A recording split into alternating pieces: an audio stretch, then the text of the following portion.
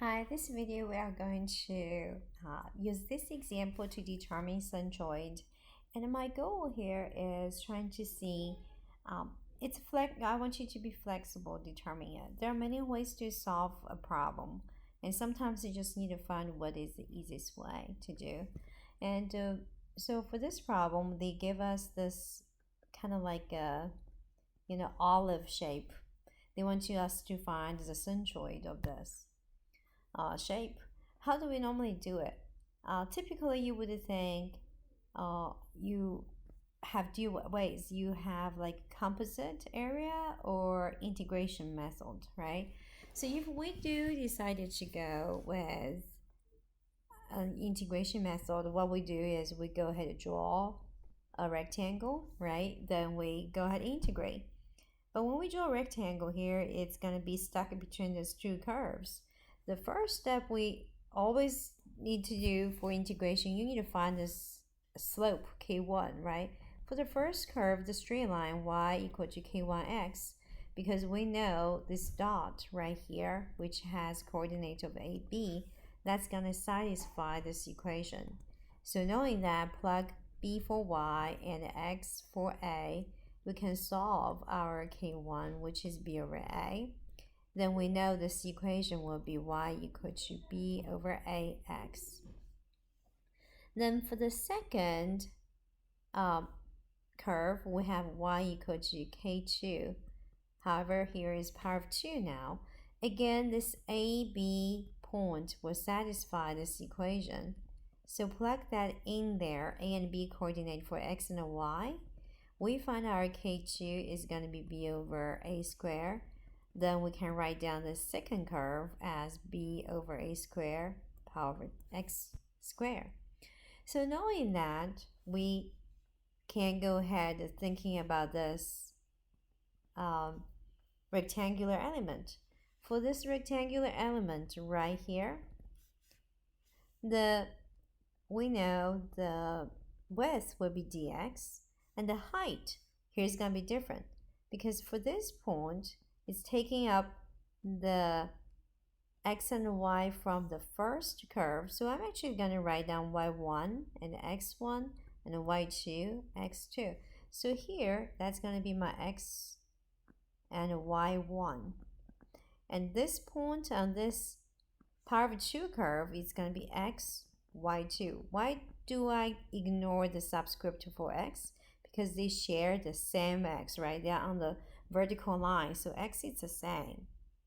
So knowing that, my height here, should that be this y1 minus y2, right? Knowing that, we will know our area will be y1 minus y2 times dx. Then how about centroid? We know the centroid will be right in the middle of the rectangle. Translating to this curve, it will be right there. For that point, so we're reading that black dot coordinate x tilde, y tilde. X tilde will be just going to be x because they share the same x for that. However, for the y tilde, what would that be? It's basically the average between those two purple dots, right? This purple dot and that purple dot. It's average between the two. And so therefore, it's going to be, in terms of coordinate, so that's going to be y1 plus y2. Average between it. A very quick example. For example, this dot A has equal to, here is, let's see, 4. And this B dot is 2. What is going to be in between them? It's going to be 3. How do we get 3? It's going to be 4 plus 2 divided by 2, right? So that's how this is gotten. Knowing that, we can move on to our step 4, which is we are solving x bar. If we're solving x bar, we're going to dot summation. It's going to be integration of all this area. So this area will be this green shade area. It's going to be the area between those two curves, and then x tilde dA. If we were just looking at the area between the two, we will have bring this dA, y1, y2 dx, and the x range is from 0 to our a. And we know y1, we already have equation here. It's going to be b over a x1. But here, we're going to have the same x, so I'm going to get rid of the subscript. And y2 will be b over a square x squared dx, right? So we can go ahead and solve this problem. The first term will be giving us, after integration, x squared 2.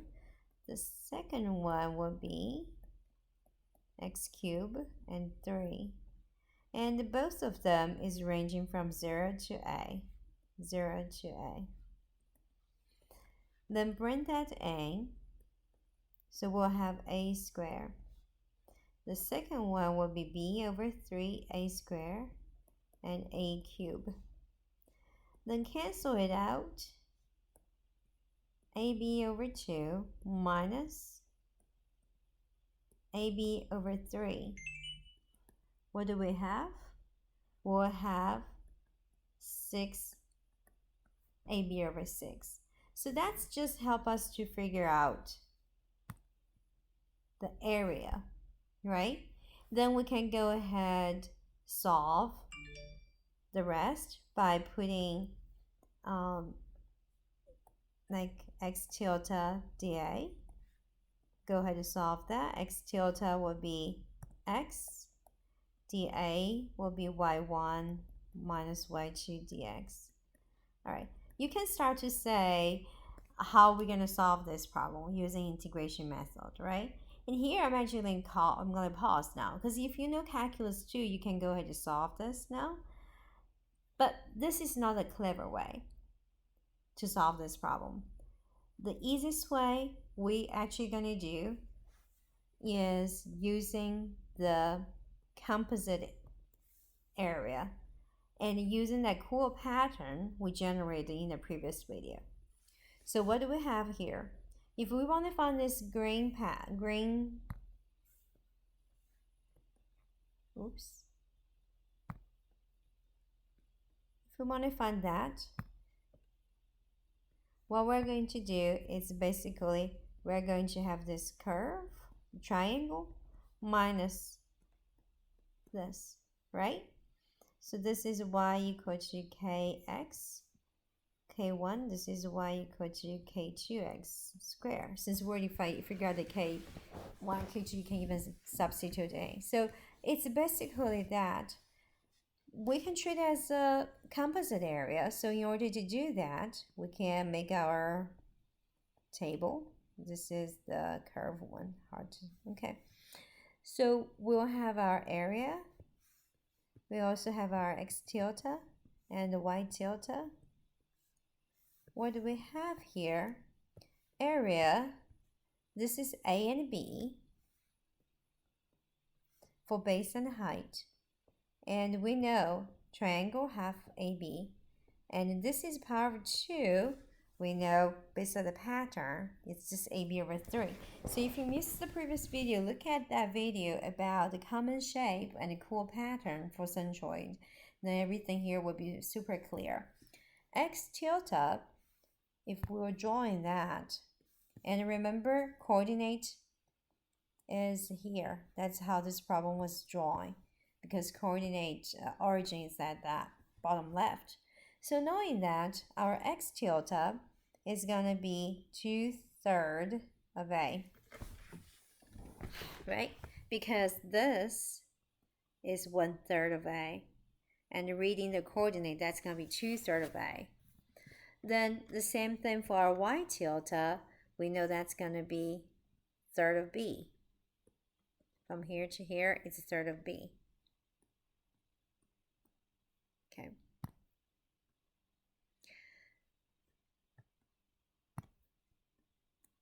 Now let's look at this parabola, power of 2.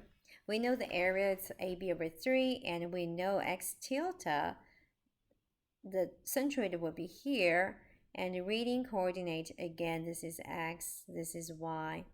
And from here to here, that's going to be a over 4. So this is going to give us 3/4 a. And in terms of y coordinate, That's going to give us, remember the formula for that? It's 3b over 10, but I'm going to just show you really quickly. So it's going to be this value. The formula is this, when n equal to 2.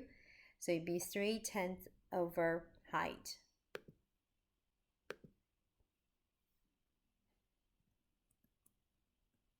Three-tenths of b. Then again, using this table, you will go ahead and find ax tilde and ay tilde, and that's pretty straightforward to solve, right? Ax tilde will be, those two times together will have a squared be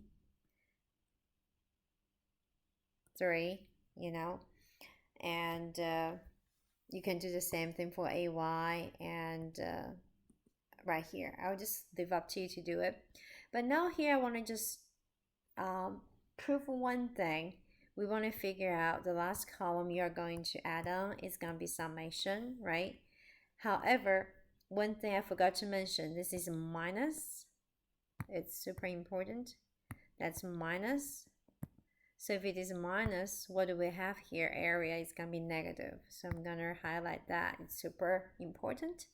Then in that situation, if you sum all the area, what do we have? So it's AB over 2 plus negative AB over 3. So minus that. So it's AB over 6. Pretty straightforward, right?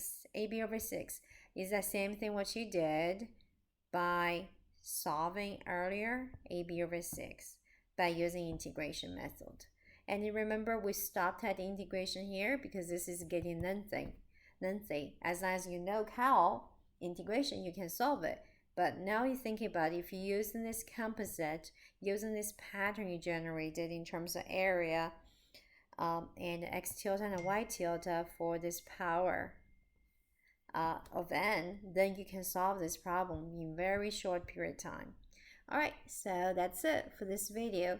Hopefully that gave you some inspiration when solving this. Just go ahead and seek the easiest way to do it, the simple way. Alright, see you next time. Bye.